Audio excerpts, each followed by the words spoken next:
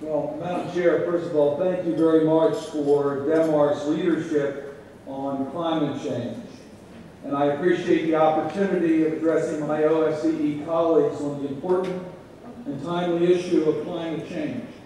On behalf of the entire U.S. delegation, on behalf of all of us, I want to thank our Greek hosts for their incredible hospitality in putting on this meeting. We thank you for making all these arrangements. I particularly want to thank our friend, Mr. Shobas, the President of the Greek Parliament and head of the Greek delegation to the Parliamentary Assembly, Mr. Skandinavakis, and the rest of the Greek delegation for making this possible. I would also like to say how proud our delegation were when we found out in landing here in Athens that President Obama was nominated to receive the Nobel Peace Prize. I think this reflects the strong support in the international community for a world leader to champion the goals of OSCE, human rights and security, seeking a more peaceful, prosperous, and secure world. On a beautiful day in Athens, it's hard to think about what devastating effects climate change could have here. The impact in terms of increased drought and the decline in tourism. In my home state of Maryland, the people on Smith Island are watching their island vanish under rising sea levels. For my state's watermen, the very way of life is disappearing as rising temperatures destroy the habitat that the Chesapeake Bay's fish, crabs, and oysters depend upon. The science is clear. No nation will escape the impact of climate change, and the economic and social impacts could lead to security consequences. For example, we're going to see more frequent droughts leading to crop failures, which in turn can lead to food scarcity and conflicts in the very places where citizens are already struggling to cope. Around the world, we are already seeing climate refugees, and this region in particular understands the political and economic impact of migration. This exit of climate migrants highlight the very real security and humanitarian concerns we all face. It is our duty to act, and to act now. I know what you're all thinking. What is the United States going to do? Where is the U.S. leadership? Will Congress pass a meaningful climate change legislation, and if so, when? I'll be the first to admit that the United States is behind the curve in terms of domestic action on climate change. We face an economic crisis, an energy security crisis, and a global climate crisis. But what people forget is reviving our global economy is inextricably linked to rethinking on how we solve our energy challenges. Investing in new technology creates new jobs. Diversifying our energy sources creates competition, stabilizing and lowering energy prices. And thinking beyond fossil fuels, varied in unstable and unreliable countries, makes all of us more secure. Our dependency on old ways, old patterns, and old resources put us at a financial and national security disadvantage. Those same fossil fuels we burn to drive our cars, power our homes, and heat and treat our water are polluting our air, making our children sick, and raising our planet's temperature. The good news is that in solving our challenge of energy security, we can also grow our economy and clean our environment.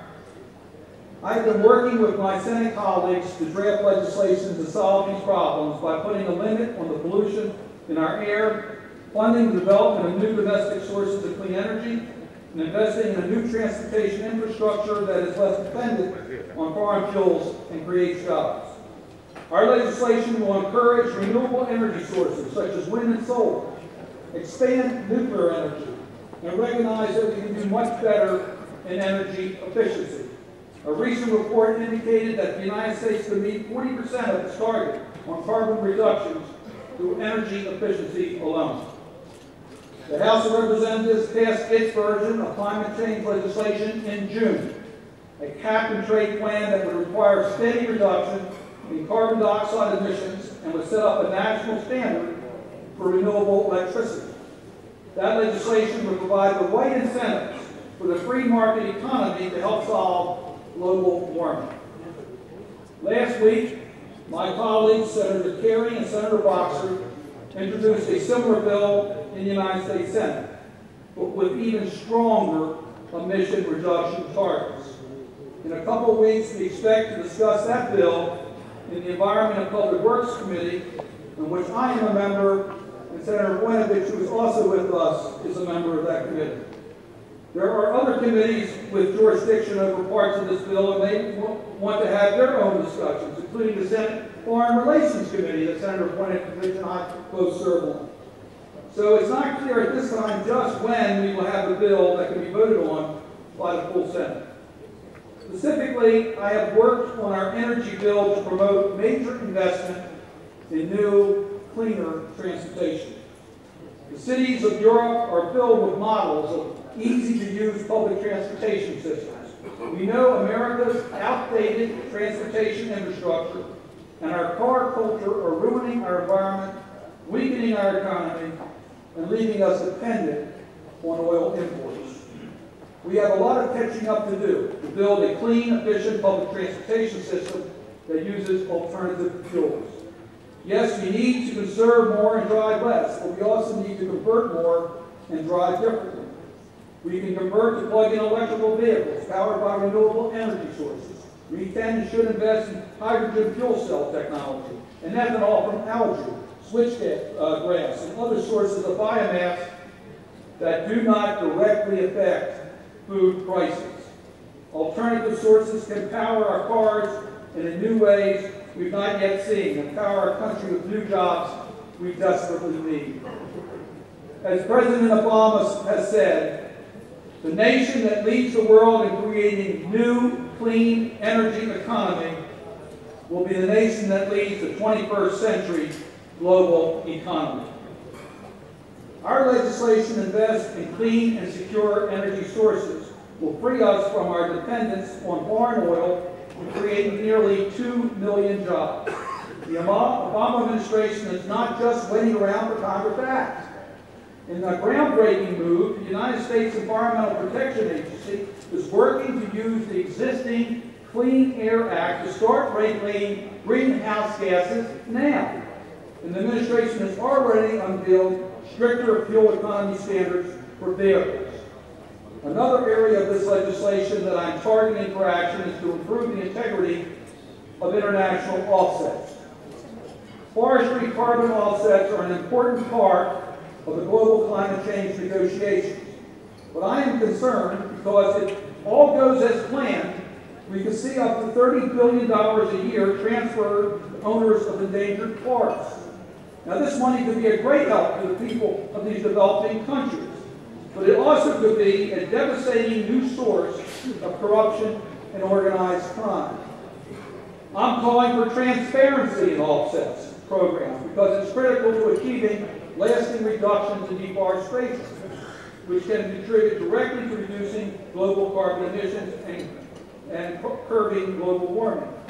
The lessons that we have learned from the global movement for transparency in natural resources, such as the Extractive Industries Transparency Initiative, can be translated effectively to the offset programs. And I'm working hard to ensure that we have a strong measure in place to prevent corruption and ensure the integrity of the offset programs. For anybody who says that this should have been done earlier, I agree. All of us need to acknowledge the urgency of action now to reverse climate change. Let me be clear.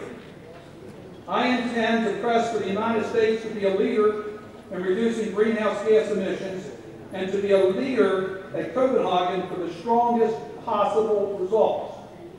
We need the broadest possible participation in Copenhagen for a successful outcome.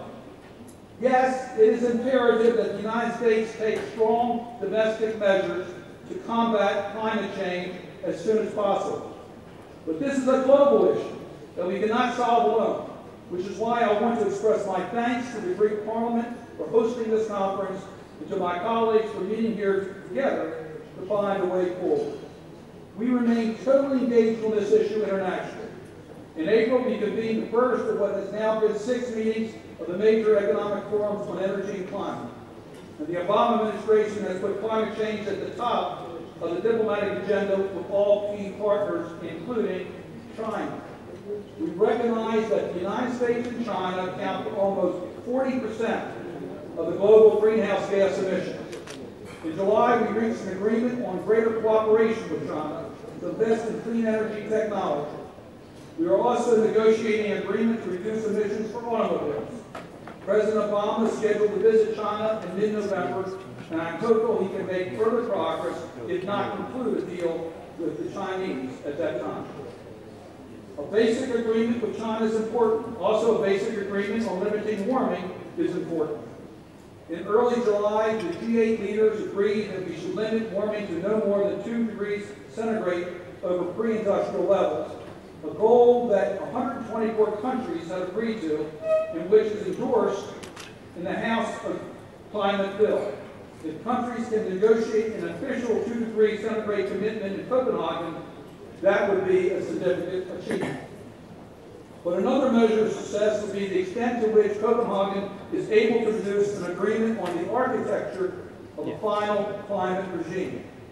We need to agree on specific targets, both short-term and long-term, but we also need to agree on the process for getting to those targets. I am urging our international negotiators to include in Copenhagen an enforcement mechanism that will make it clear that every state has a responsibility to take action to reduce greenhouse gases. My proposal would impose an assessment on imports from countries that don't meet their international goals. The assessment would equal the carbon cost of that product.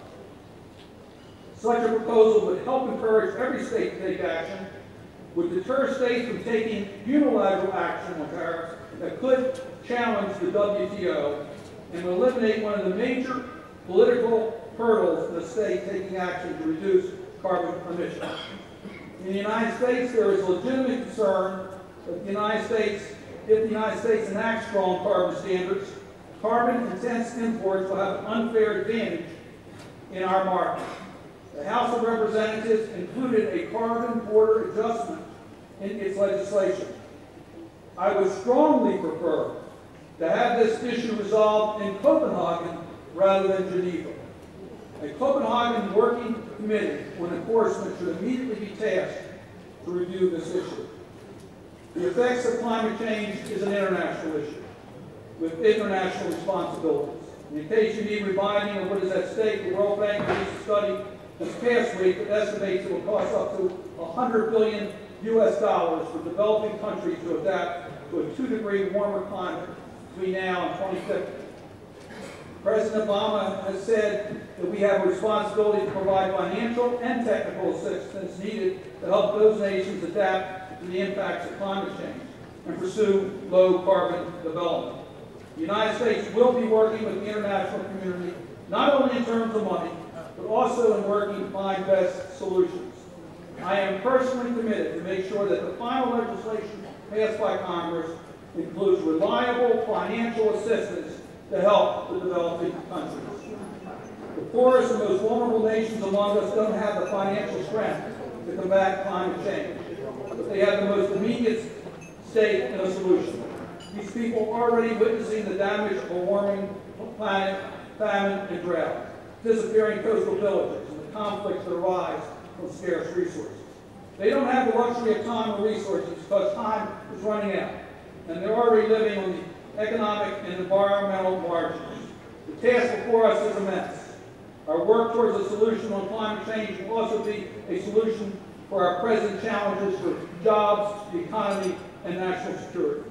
I believe the OSCE has a role to play in each of these areas, and that we as parliamentarians have a duty to help guide the work of the organization to take the difficult positions and to support the critical projects that will bring about the fundamental change we need. And we must remember that even after Copenhagen, any deal we reach, any papers we sign, are but the beginning. The work must continue with earnest follow-through, dedicated to truly changing the way we work and live and move around this earth. Thank you.